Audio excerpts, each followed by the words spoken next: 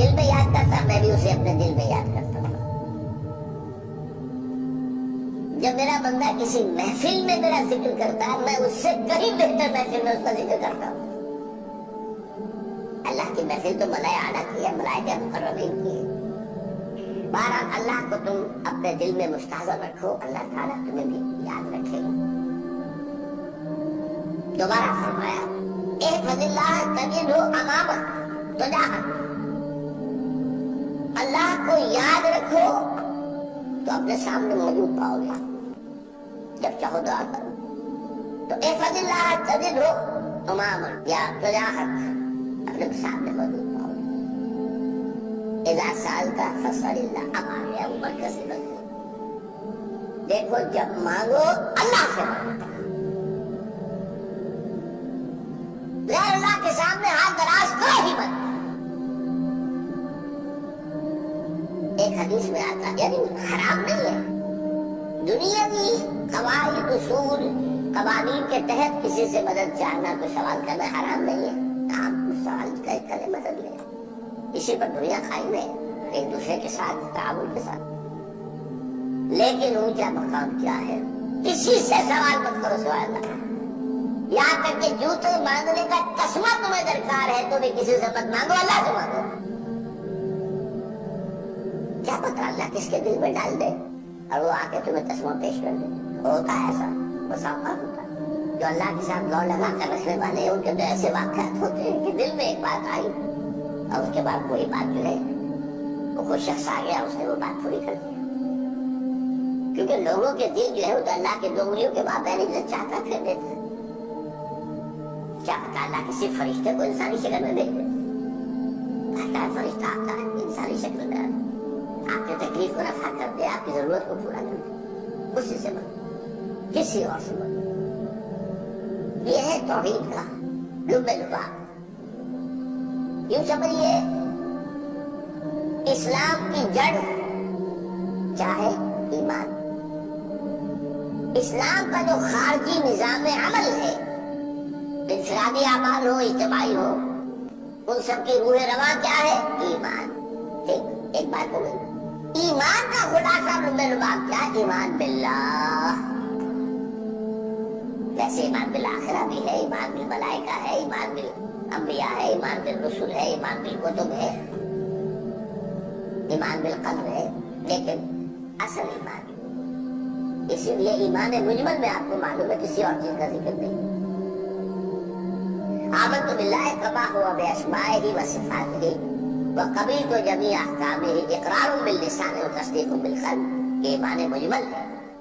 اجمالی طور پر ایمان اس کا نام ہے، ہاں مفصل تفصیلی طور پر آمنت باللہ وملائکتہ وکتبہ ورسلہ والیوم الآخر والقدر خیرہ وشرہ من اللہ تعالی۔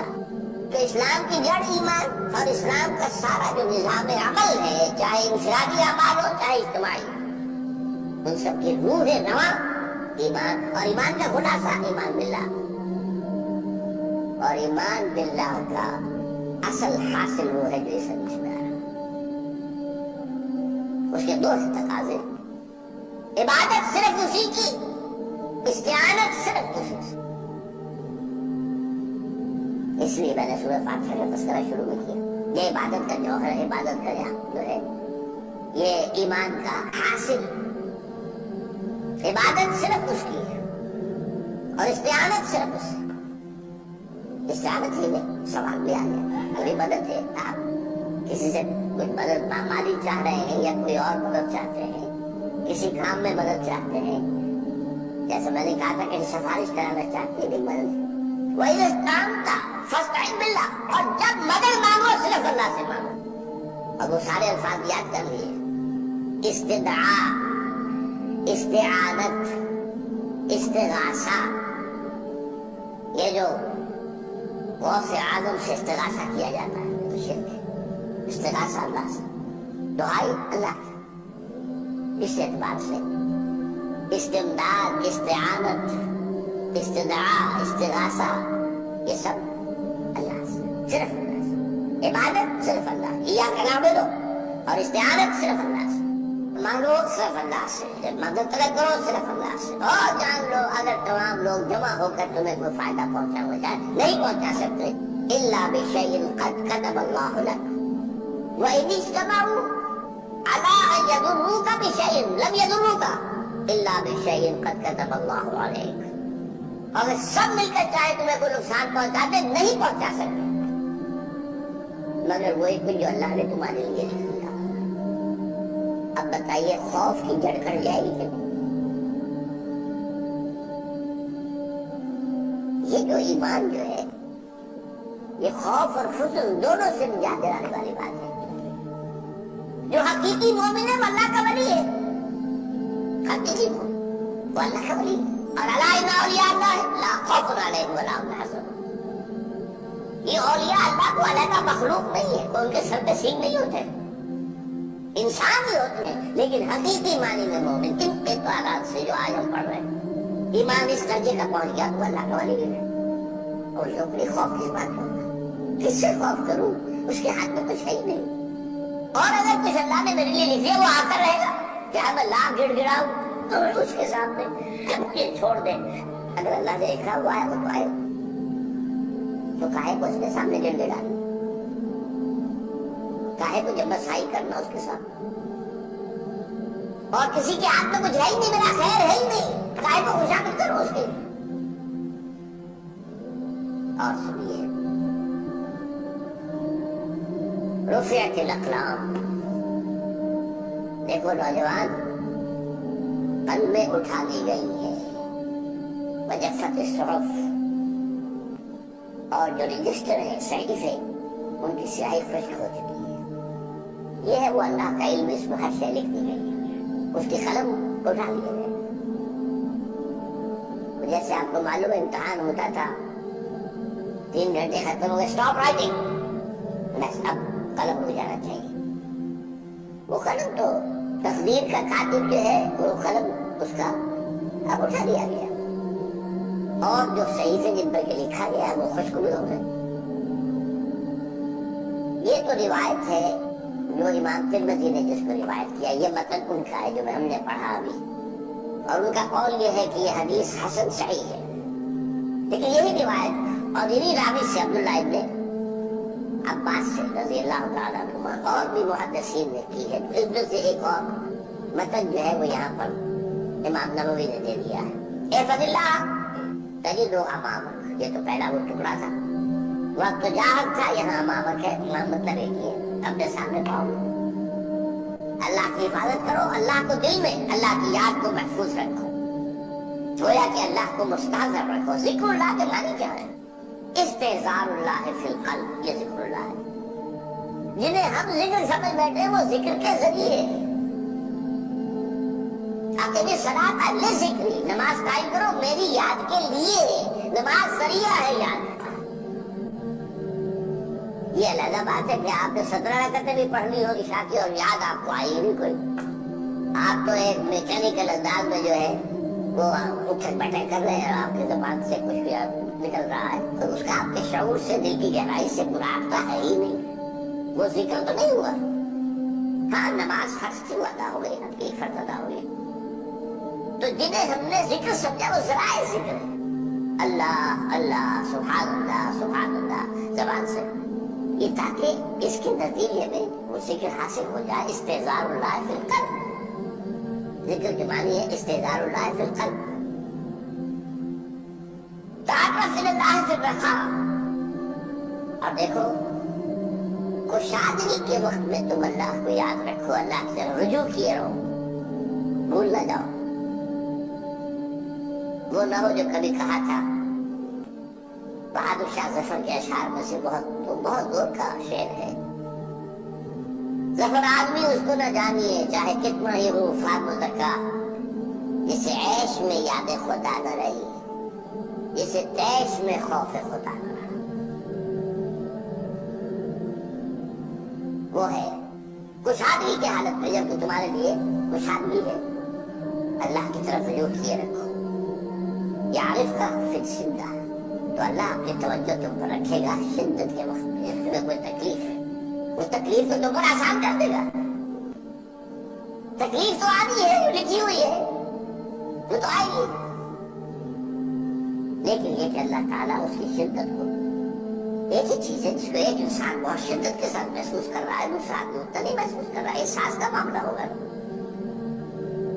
وہ تو اصل میں اگر انسان کی نرز کٹی ہوئی ہے تو احساس ہوگا ہی نہیں، سرے سے ہی ہوگا، تو اس اعتبار سے اللہ تعالیٰ تمہارے لیے اس شدت کی کمی کر دے گا۔ وَاعْلَمْ أَنَّمَا أَخْطَأَكَ لَمْ يَكُنْ لِيُصِيبَكَ، اور جان لو جو چیز تم سے چھوٹ گئی ہے، رہ گئی ہے، وہ ہرگز تمہیں ملنے والی نہیں تھی۔ اب آپ نے کسی ملازمت کے لیے درخواست دی ہے، درخواستیں مانگی گئی ہیں، اپنی سی محنت کر لی، نہیں ملی ملازمت، اب آپ بیٹھے ہوئے افسوس میں، رنج میں، غم میں، فلاں نے یہ کر دیا، فلاں نے یہ کر دیا، وہ فلاں جو ہے بڑی تکڑی سفارش لے آیا تھا، فلاں نے رشوت دے دی۔ چھوڑو گے اس کو، وہ تمہارے لیے نہیں تھی۔ کاہے کو اپنے ذہن کے اندر یہ کھچڑی پکا رہے ہو بیٹھے ہوئے؟ آپ شاید سوء ظن میں بھی مبتلا ہو رہے ہو، کسی نے نہ رشوت دی اور آپ سمجھتے ہو کہ رشوت دی ہے اس نے۔ یہ ساری چیزیں جو ساری سیئات ان کی جڑ کٹ جائے گی۔ وَاعْلَمْ أَنَّمَا أَخْطَأَكَ لَمْ يَكُنْ لِيُصِيبَكَ وَمَا أَصَابَكَ، اور جو چیز تم پر آ گئی، لَمْ يَكُنْ لِيُخْطِئَكَ، ہو ہی نہیں سکتا تھا کہ وہ تم پر نہ، یہ کر لیتا تو ہو جاتا، شاید یہ کر لیتا، میں نے ٹیکا پہلے لگوا دیا ہوتا تو یہ بات نہ ہوتی۔ بھائی وہ جو ہونا تھا وہ ہونا تھا۔ اب یہ وہ چیز ہے جس سے انسان میں کیفیت پیدا ہوتی، تسلیم و رضا۔ ہم بھی تسلیم کی خو ڈالیں گے، بے نیازی تیری عادت ہی صحیح، اے اللہ جو تو نے چاہا مجھے قبول ہے۔ اسی لیے میں نے آپ کو آیتیں سنائی سورۃ تغابن کی، ما اصاب من مصیبت الا باذن اللہ، کوئی مصیبت نہیں آتی مگر اللہ کے اذن سے۔ ومن یؤمن باللہ یہد قلبہ، جو اللہ پر ایمان رکھتا ہو اللہ اس کے دل کو ہدایت دے دیتا۔ ہدایت کس بات کی؟ تسلیم و رضا۔ سر دوستان سلامت کے تو خنجر آزمائی، شبد نصیب دشمن کے شبد ہلا کے تیرے، اللہ تیری طرف سے مجھے قبول ہے، اور بظاہر مجھے تکلیف ہو رہی ہے لیکن یقیناً اس میں میرا کوئی خیر ہے، یہ دیکھ خیر، تیرے ہاتھ میں تو خیر ہی خیر ہے جو بھی تیری طرف سے آئے۔ سر تسلیم خم ہے جو مزاجی یاد ہے، اور یہ مضمون جو ہے زیادہ بڑے پیمانے پر سورہ حدید میں آیا ہے۔ لا اصاب من مصیبت فی الارض ولا فی انفسکم الا فی کتاب من قبل ان نبرأھا، کوئی مصیبت نہیں آتی نہ تمہاری جانوں میں نہ زمین میں زلزلہ آ جانا، سیلاب آ جانا، کچھ اور زمین کا دھس جانا، یا یہ ہے کہ تمہاری جانوں میں کوئی بخار ہو گیا، کوئی اور تکلیف ہو گئی، اچانک معلوم ہوا کہ اچھا تو کینسر ہے اور کینسر بھی اب 3rd stage کو پہنچ چکا ہے، لیکن جو بھی آیا ہے وہ اللہ کے علم کی کتاب میں پہلے سے لکھا ہوا ہے، فی کتاب من قبل ان نبرأھا، یہ کتاب میں درج ہے اس سے پہلے کہ مجھے ظاہر کرا۔ اس کا نتیجہ کیا نکلنا چاہیے؟ لیکن لا تأسوا علی ما فاتکم ولا تفرحوا بما آتاکم، افسوس نہ کیا کرو جو تم سے جاتا رہے، چھوٹ جائے، کوئی عزیز فوت ہو گیا، کوئی موقع ہاتھ سے نکل گیا، ارے بھائی میں چوک گیا، بڑا موقع تھا، اب اس پر افسوس کر رہے نہیں، جو چیز لیکن لا تأسوا علی ما فاتک ولا تفرحوا بما آتاکم، جو اللہ تمہیں دے دے اس پر اتراؤ مت۔ وما أصابك لم يكن ليخطئك واعلم أن النصر مع الصبر، اور جان لو اللہ کی مدد صبر کے ساتھ آتی ہے، جو آئے اس کی طرف سے جھیلو، زبان پر کلمہ شکوہ اور شکایت نہ آئے، اللہ سے شکایت نہ آئے، تسلیم و رضا، جو تیری رضا ہے، تیری صحت ہمیں منظور ہے لیکن اس کو، مولانا محمد علی جوہر ایک مرتبہ جیل میں گئے، ایک بیٹی بیمار ہوئی، فوت ہو گئی، اس کے بعد دوسری مرتبہ پھر جیل میں گئے، دوسری بیٹی کو وہی بیماری ہوئی، جیل میں اطلاع ملی کہ بیٹی کو یہ بیماری ہو رہی ہے، تو خط لکھا ہے اشعار کی شکل میں. آخر شعر یہ ہے: تیری صحت ہمیں منظور ہے لیکن اس کو نہیں منظور تو پھر ہم کو بھی منظور. ہم تو چاہتے ہیں میں بیٹی کے تو شفا ہو جائے، اسے منظور نہیں تو پھر ہمیں بتا. وعلم أن النفس مع الصبر وأن الفرج مع الكرب. فرج فراخی کھل جانا کسی چیز کا، یہ ہے کرب کے ساتھ، تکلیف کے ساتھ. تکلیف ہوتی ہے ساتھ. اللہ نے قانون بنایا ہے دنیا کا. اب آپ اندازہ کیجئے بچے کی ولادت میں ماں کو کتنی تکلیف اٹھانی پڑتی ہے. آج کل تو فیشن ہو گیا ہے، سیدھے سیدھے جاؤ آپریشن کراؤ تکلیف سے بچ جاؤ. لیکن یہ ہے کہ یہ بھی آپ کے علم میں ہوگا، وہ ساری تکلیف جیسے ہی بچے کو لا کر ماں کے برابر لیٹایا ہے ساری تکلیف ختم، پھر جو راحت میسر آتی ہے. ان الفرج مع الکرب وان مع العسر یسرا. اسی لیے میں نے وہ آیتیں بھی پڑھی تھی، ان مع العسر یسرا ان مع العسر یسرا. اس دنیا میں یہ اللہ نے نظام بنایا ہے، سختیاں جھیلنی ہی ہوں گی. لقد خلقنا الانسان فی کبد. ہم نے انسان کو پیدا کیا مشقت کے اندر، مشقت تو کرنی پڑے گی. کسی کی جسمانی مشقت زیادہ، کسی کی ذہنی مشقت زیادہ، مشقت سے چارہ کسی کو نہیں. تو یہ ہے ان مع العسر یسرا ان مع العسر یسرا. بارک اللہ لی و لکم فی القرآن العظیم و نفعنی و ایاکم